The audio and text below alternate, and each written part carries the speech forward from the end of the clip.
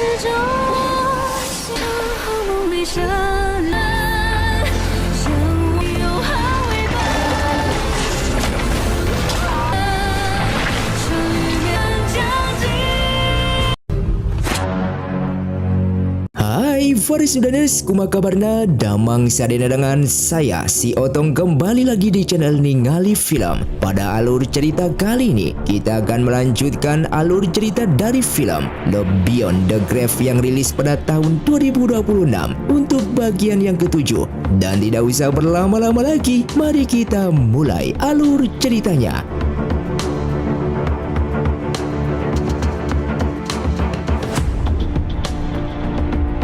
Film pun dilanjutkan dengan Jenderal Duan yang sedang merencanakan taktik ambisiusnya untuk melakukan 3 kali ekspedisi militer ke perbatasan utara dalam menaklukkan kavaleri kuat dari Beijing dan merebut kembali wilayah mereka yang telah hilang.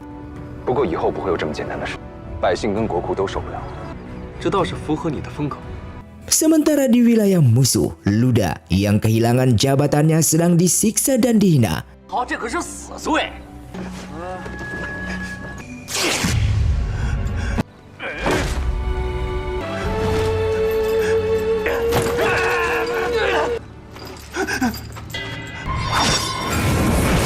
Di tengah keputusasaannya, muncul Yanke di sana. Dengan memanfaatkan amarah dan rasa tidak terimanya dihina, Yanke menawarkan perjanjian gelap, yaitu ia akan memberikan kekuatan agar Luda bisa memegang kendali takdirnya sendiri dan menjadi pendeta tertinggi yang ditakuti. 自己的命运，他们便会来杀你，得更强的力量，所以我会让你得到大司祭旨。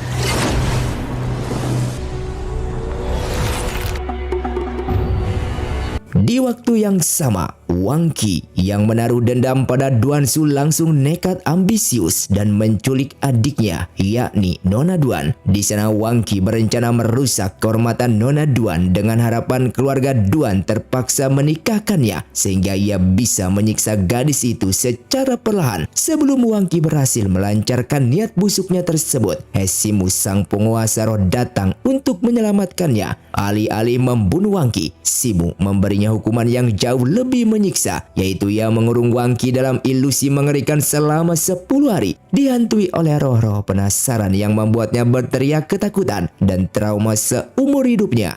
有比死更好的办法。班长，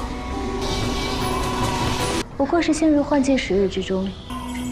你。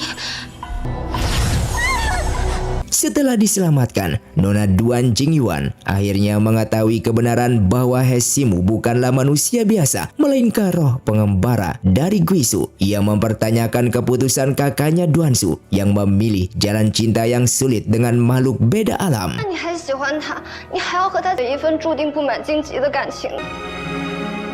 Urusan Hesimu di dunia manusia telah usai dan ia berencana untuk kembali ke alam asalnya. Namun Duansu yang bersiap pergi ke Shenzhou untuk merekrut pasukan memohon agar Simu menemaninya selama 3 hari lagi. Di bawah langit malam, mereka berbagi momen emosional yang getir. Duansu sebagai manusia fana meminta Simu sang roh abadi untuk mengingat namanya selama ratusan tahun ke depan, menyatukan sisa waktu mereka sebelum takdir memisahkan. 好，你不会再爱上别人了，但是你会遗忘我，记得9一天吧。 你最近越来越会装可怜了。 Singkatnya, Hesimu sang penguasa roh kembali ke alam Guisu setelah sekian lama berada di dunia fana. 让你再恢复些时日，你永远也得不到。 Di Istana Roh, Hesimu mengumpulkan para bawahannya. Ia mengumumkan telah mengeksekusi Song Xingyu, ketua Istana Jiling yang buron, karena melanggar hukum tembok emas dengan mencampuri urusan manusia. 望朱清。 Di saat yang sama, Hesimu menghukum keras Yanke dengan cambukan dan kurungan. Yanke dihukum karena lalai membiarkan jurang utara runtuh hingga menjebak para roh, serta karena berani mengambil keputusan yang melampaui wewenangnya.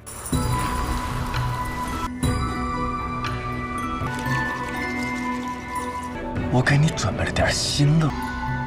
Cerita berpindah ke Suzhou di dunia fana. Duan Su dan rekan-rekannya di militer dinasti Liang sedang merancang strategi. Melalui jaringan intelijen bernama Ziwei, mereka berhasil memetakan kelemahan pertahanan pasukan Beizhong. Sambil menunggu pasokan senjata dari Xia Qingseng, mereka menyadari bahwa rekan mereka, Han Lingqiu, telah pergi ke Jingzhou untuk menemui Jenderal Tang dari pasukan pemberontak. 部17州各地的紫薇绘制。 Sebuah perjamuan diadakan untuk menyambut Jenderal Duan Su di Suzhou. Menyamar sebagai pelayan, He Ximu diam-diam menemui Duan Su. Namun meski menyamar, Duan Su langsung mengenalinya dari sorot matanya. Menyadari bahaya yang mengintai di medan perang, He Ximu memberikan sebuah jimat pelindung kepada Duan Su dan berpesan agar ia memanggilnya jika menghadapi bahaya yang tidak bisa diatasi oleh manusia biasa. Di tempat lain, Luda merencanakan balas dendam. Ia membocorkan identitas asli Jenderal Duan Su yang tak lain adalah prajurit 17, mantan pembunuh bayaran. Karena Duan Su dianggap telah mencelakai keluarga mereka di masa lalu, sehingga mereka sepakat untuk bekerja sama untuk menyingkirkannya. Kabar buruk tiba di markas Duan Su. Permintaan bantuan dari Jenderal Tang ternyata adalah sebuah jebakan karena Tang telah disuap oleh musuh pasukan Beizhong sehingga Han Lingqiu kini terjebak sebagai sandera di Jingzhou. Tidak tinggal diam, Duan Su segera mengerahkan pasukannya untuk menaklukkan kota-kota di sekitar Jingzhou demi memutus jalur musuh. Sementara ia sendiri pergi sendirian untuk menyelamatkan Han Lingqiu. 定当不辱使命。不过就不用动用军队了。 Singkatnya, Duan Su berhasil menyusup dan menemukan Han Lingqiu yang terluka parah.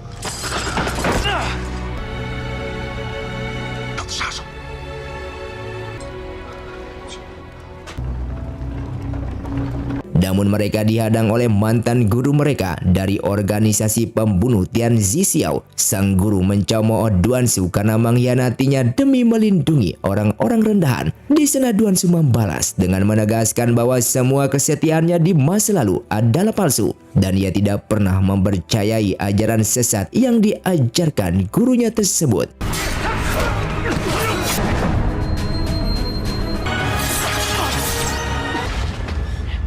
Tepat di saat nyawa Duan Su dan Han Lingqiu terancam, tiba-tiba jimat pelindung bereaksi. He Ximu muncul tepat waktu, menyelamatkan mereka berdua dan membunuh sang guru yang merupakan manusia biasa.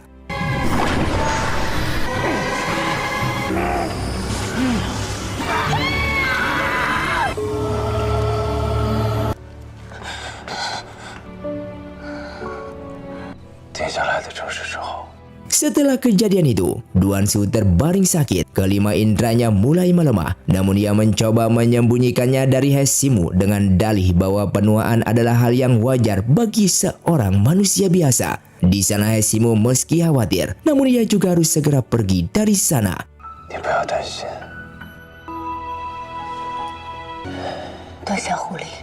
Singkatnya, ketika He Ximu kembali ke Guizhou dan memanggil para petinggi roh, ia mengakui dosa besarnya, yaitu telah membunuh manusia biasa di dunia fana di saat menyelamatkan Duan Su demi menjaga tegaknya hukum tembok emas dan tidak membiarkan Guizhou hancur dalam kekacauan. He Ximu secara sukarela menerima hukuman tersebut.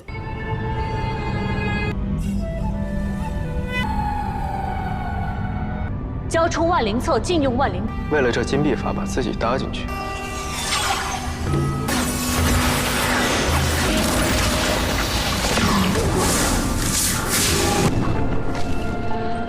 是这些好梦里绚烂，像无有捍卫吧，终于面将尽。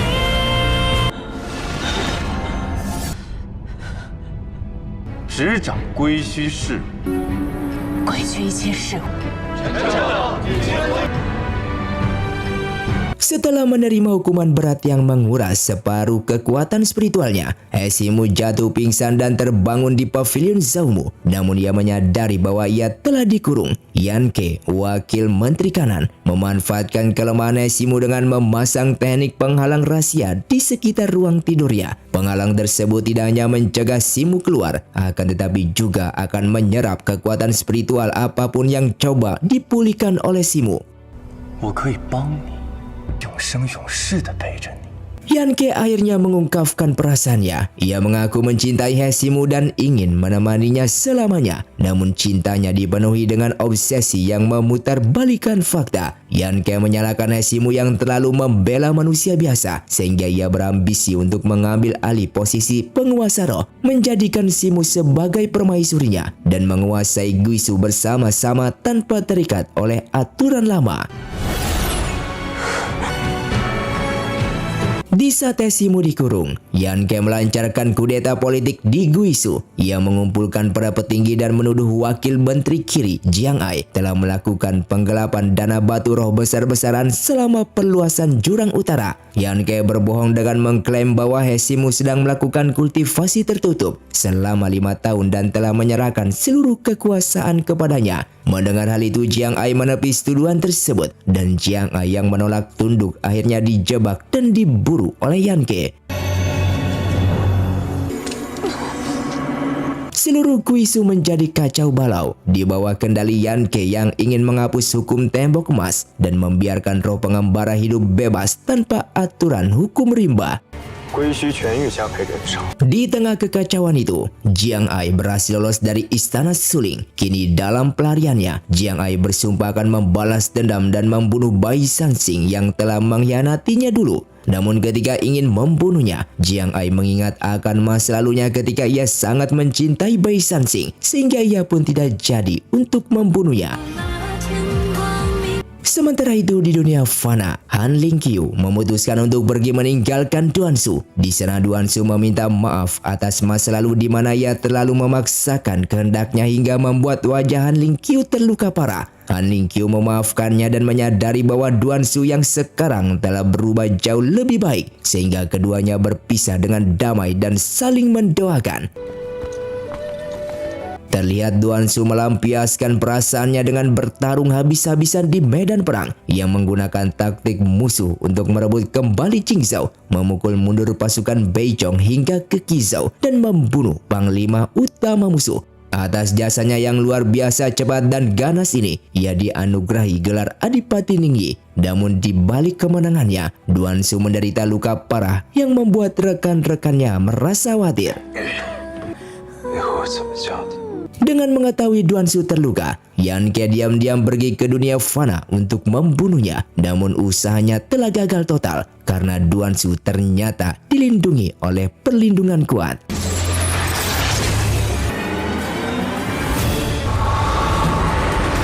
Hesimu yang sudah memprediksi ancaman ini telah mengutus ketua istana Sinking, yaitu penasihat Hesimu, untuk menjaga Duansu. Meski sang penasihat sedang sakit parah, ia rela datang demi menjalankan perintah Hesimu untuk menyelamatkan nyawa Duansu dari serangan Yanke.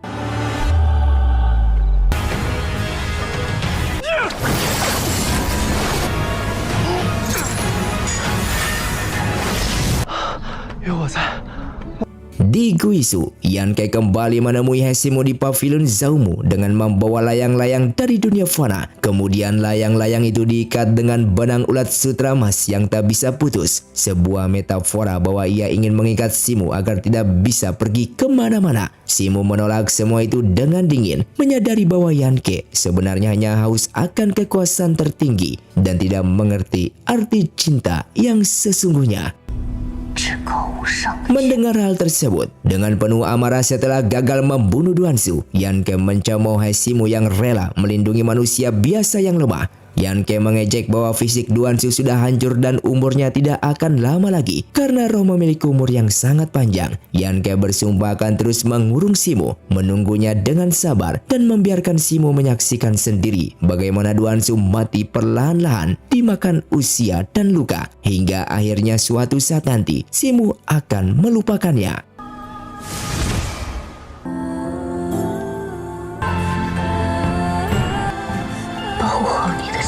dan film pun bersambung. Terima kasih untuk kalian yang sudah menonton video ini sampai habis. Sampai jumpa di video selanjutnya. Saya pamit urang dari ningali film. Siotong undur diri dan salam Sundaners.